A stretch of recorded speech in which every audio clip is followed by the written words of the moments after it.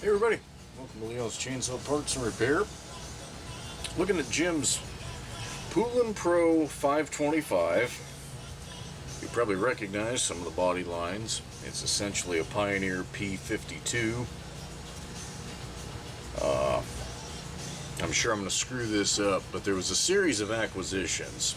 You know, Pioneer and Partner ended up under the same ownership, and then Poulan ended up in the same ownership. This was in the 80s. So my understanding is the old Pioneer lines became Poulan Pro. So anyway, it is still essentially a P52. Biggest changes that I can think of are the ignition module and this Walbro WJ carburetor, which I'm not convinced isn't part of my problem here, but history of the saw, the baffle plate between the tanks had failed, and the owner went ahead and split the crankcase, dealt with that. Couldn't find a gasket at the time, so built his own. And I'll be honest, initially I thought, okay, I'm going to probably find a problem there.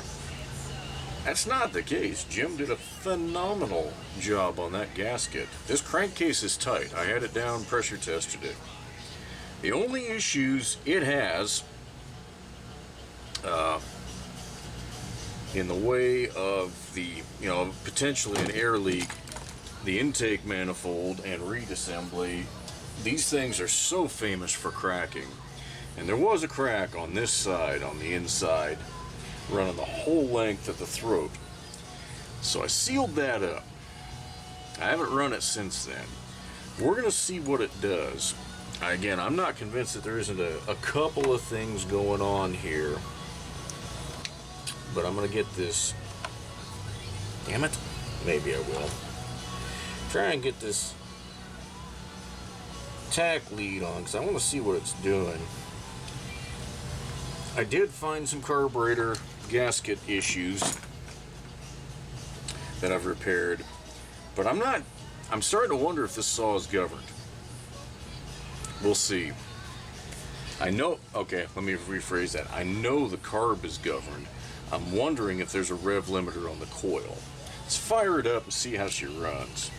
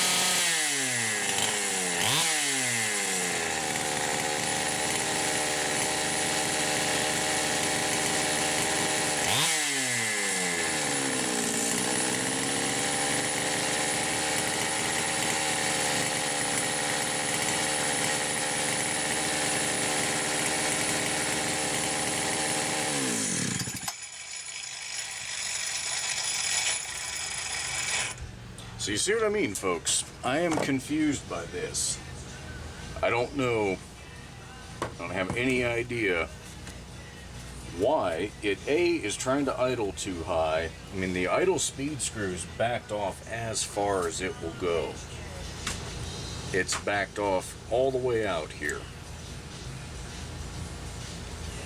So, I mean, I can, and the carburetor just won't go to, you know, if I push hard here, it'll idle down to where the clutch will just barely disengage.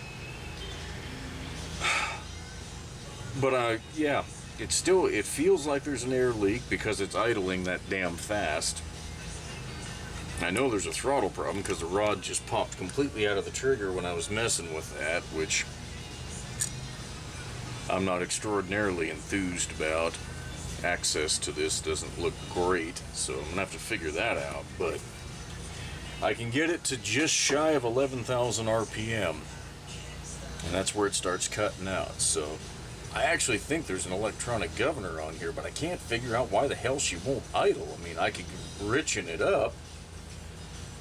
I mean, that's the one thing I haven't tried. Let's see where we're at. Maybe I'll fire it back up and try that. Maybe I'm a little lean. I was only maybe a turn and an eighth open. So you know what? I will fire it back up and we'll see if that's the problem. But if I richen it up and it starts loading up to die, then I'm just covering up the symptoms.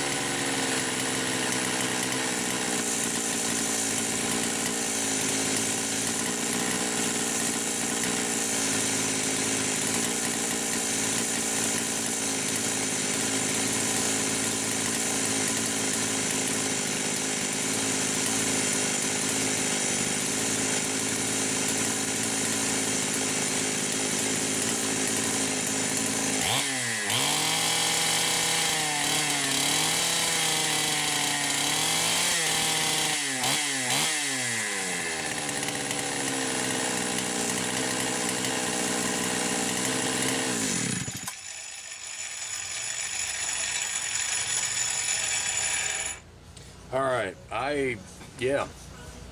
I can hear the carburetor governor kicking in. I think you guys can hear it too. And I know the properly tune a governed carb, you should be in wood. You need to get your bar on there and get in a good cut. And as much of a pain in the ass as that is, that's the proper way to do it. I've got it close, but yeah, this idle thing, I don't get it. But I pressure tested it. There's no leaks. The crankcase is solid. Cylinder gasket, solid. The crack up here in this intake manifold didn't go to the outside. It just went to the where the insert, the nut insert is for the mounting screw here. So even though I sealed that up, I know it's good, it's fine. It wasn't going anywhere yet. It's not until you get the crack to the outside that you can start sucking the air, because there's still a gasket around it. So yeah, I mean, I don't have a way to test this in wood at this point. So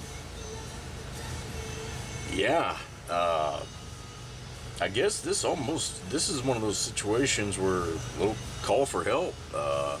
You have one of these, whether it's a 655 or a 525 like this. I'm guessing they both use the WJ carburetor. I mean, in addition to the governor there, I almost think there's an accelerator pump over here. So there's all kinds of goofy stuff going on with this Walbro that you don't see on some of the older saws. So if somebody has run across this, this may be perfectly normal under no load for it to govern itself as hard as this one is. I mean, I can watch it on the tach. I can see what's happening. It's trying to keep the engine RPM below 10,000. That's what it's trying to do. That is evidently what it's been programmed for. I'm just not that familiar with this saw, so if anybody has any info, I would much appreciate the help.